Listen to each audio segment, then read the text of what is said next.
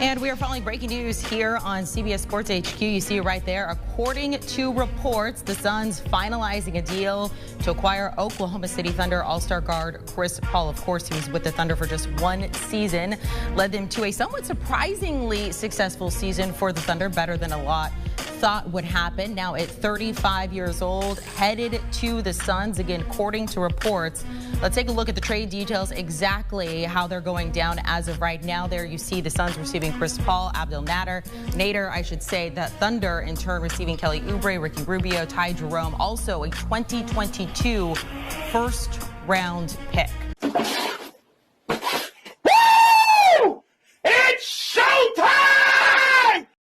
Alright, so this video is not scripted, it's just gonna be like my honest reaction to all this. Because I was gonna make a video anyway on free agency this year, but I feel like there's enough things happening to warrant an unscripted video because I don't want to waste time here. So let's talk about this because there's a lot going on right now. First of all, you have James Harden to Brooklyn rumors. Then you have what just happened about 30 minutes ago as I'm recording this. You have Chris Paul going to Phoenix in return for Ricky Rubio, Kelly Oubre, Ty Jerome, Jalen LaQuue, or however you pronounce his last name, and draft compensation, which I think it's only one pick, but it's protected in like the next 4 drafts. So yeah, they're probably gonna be able to hold on to that pick, but that's what we have going on right now. So let's talk about that in this video, because like I said before, I was gonna make a video anyway specifically about the James Harden situation because, well, I'll get to that when I get to that, but Chris Paul to Phoenix. Now, I had people in my live stream come and ask me about what I thought about that, or if I thought they were going to do that. By the way, follow me on Twitch, twitch.tv/DoubleDworth. Yeah, I had people asking me about what I thought about that or if they were going to do it. I didn't necessarily think that they were going to do it, but I didn't see it being out of the realm of possibility. So now it's happened. Now we have we have Devin Booker, DeAndre Ayton, and Chris Paul on the same team. Now, will this be enough to make any sort of significant progress in the Western Conference this season? I do not have an answer for that because we haven't seen how they're gonna fit we haven't seen how they're gonna fit together, which I don't see Chris Paul being a problem with fit. But what we also haven't seen is what's gonna happen to the rest of the teams. Because as I'm recording this, we have a lot of other trade rumors. For example, James Harden. We have Rajon Rondo, who could either get traded or opt out of his contract. We have Avery Bradley, who's opted out of his contract. We have Anthony Davis, who's opted out of his contract, but he only did that because he's gonna sign long-term, more than likely, instead of all these trade rumors. Like, this is the thing that I never like about free agency, is anytime you see someone opting out of their contract, you have all these rumors come out. Please tell me why Anthony Davis would ever leave the Lakers in the situation that they're at right now. I've seen people, like, even before the bubble even started, like during the downtime of the season, there were people legitimately saying that Anthony Davis was gonna go to Chicago. Like, that video, I made a video about that situation too, and it was like probably my shortest video. I think it was like 6 minutes long because there was nothing to go into detail on for obvious reasons. But that situation is similar to how I view the situation with James Harden right now. Not for the exact same reasons, but it's the same idea. Why would he go there? So here's the thing. You have Kyrie Irving and Kevin Durant, which they've been trying to play together for the last who knows how long at this point. Like, since last season, they at least had a conversation at the All-Star break about the possibility of playing together. And that came out recently. So you have these guys that have been trying to be on the same team for months, and they haven't been able to play together. Now they finally get the chance to play together because they're both going to be back and healthy, why would they want to break that up? From that perspective, it's similar to the Anthony Davis situation where they've been trying to get this team together for so long. Anthony Davis has been trying to go to the Lakers for God knows how long, and he finally got it to happen. Why would he leave that situation? It's the same thing with Kyrie Irving and Kevin Durant. They are hand building their team. They picked Steve Nash as their coach. I don't know how fundamental they were in hiring Mike D'Antoni, but I can imagine they at least had some leverage there. Like, they're hand building this team.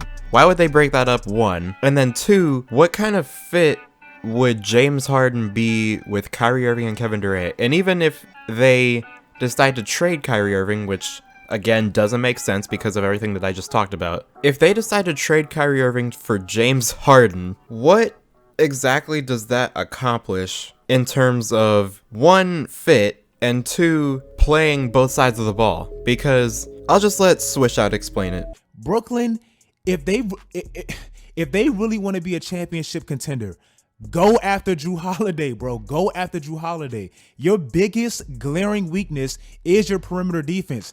Adding James Harden will further that problem. And I'm tired of hearing about, oh my God, Harden and KD, they played together. Like the same thing they said about Harden and Russ, they played together. They're friends. They know how to play together.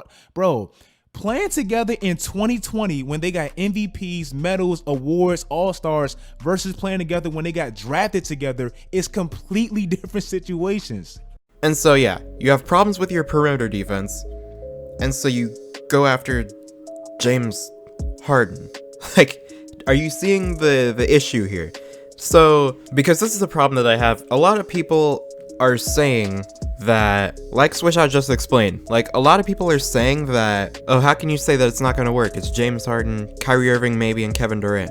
Like, the thing that those people don't understand is that these teams aren't like, we can just put talent on a team and expect it to work.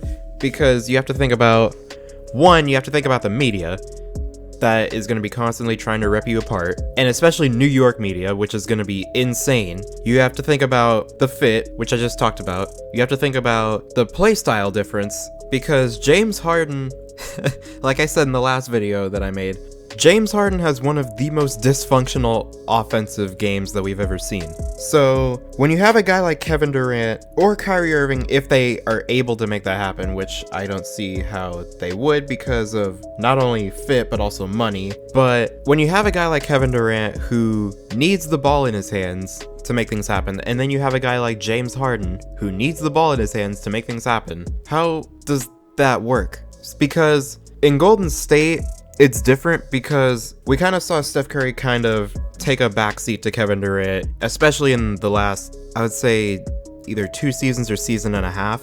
He kind of let Kevin Durant do whatever he wanted to do, especially in the 2019 playoffs, which is why Kevin Durant was averaging 35 a game.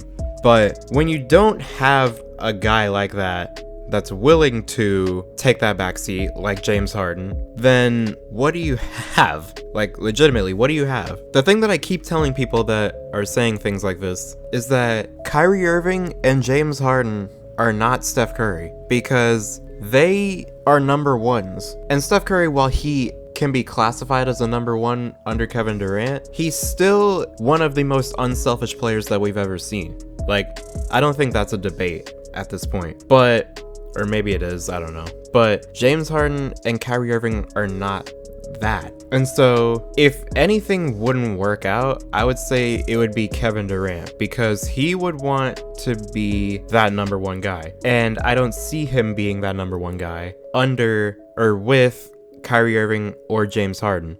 So yeah, that's pretty much my view on it. And another thing too is that we don't even know how Steve Nash is going to fit with the team. We don't know how Mike D'Antoni is going to fit with the team. Presumably, if they were to get James Harden, it would be a lot better. But Mike D'Antoni would probably just try to get James Harden to play the exact same way that he did in Houston, which would drive Kevin Durant away, inevitably. And so that entire plan is completely f***ed there too. And so, yeah, I don't see how this can possibly work. I don't see how James Harden and Kevin Durant and Kyrie Irving would ever work in this timeline, but that's just me. If it gets to the point where James Harden is miraculously traded to Brooklyn, then I will accept my L and we'll talk about it when that time comes.